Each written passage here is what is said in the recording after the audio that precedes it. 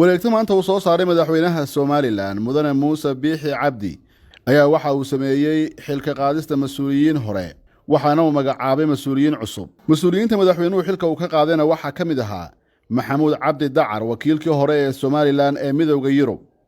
Ayaan Maxamuud Maxamed wakiilkii hore ee Somaliland ee qaabilsan dalka boqortooyada Ingiriiska,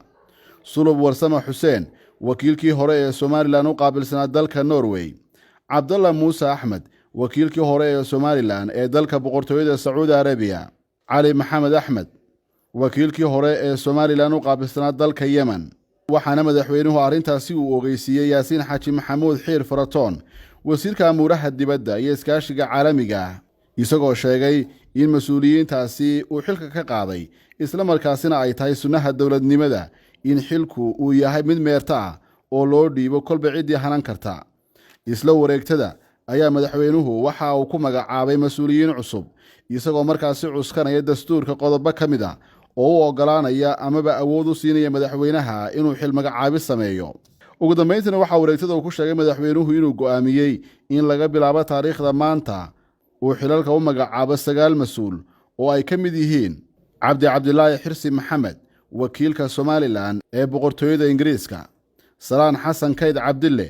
waxaa loo magacaabay wakiilka Somaliland ee Midowga Yurub, Yuusuf Maxamed Guuleed Boodle wakiilka Somaliland ee dalka Itoobiya, Maxamed Maxamuud Aadan Samatar wakiilka Somaliland ee dalka Norway, Axmed Jaamac Xasan Shire wakiilka Somaliland ee dalka Koonfur Afrika, Mustafa Yuusuf Ismaaciil Cali wakiilka Somaliland ee dalka Jarmalka,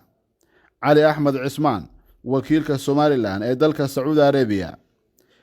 Axmed Cali Salaad Maxamed wakiilka Somaliland ee dalka Yemen, iyo ugu dambeyn Barkhad Maxamuud Kaariye Samatar wakiil ku-xigeenka Somaliland ee xafiiska ay ku leedahay dalka Itoobiya. waxaana madaxweynuhu u mahad celiyay wakiiladii hore ee Somaliland muddadii ay xilka hayeen. Cabdishakuur Dayib Maxamed, Hon Cable TV, Hargeysa.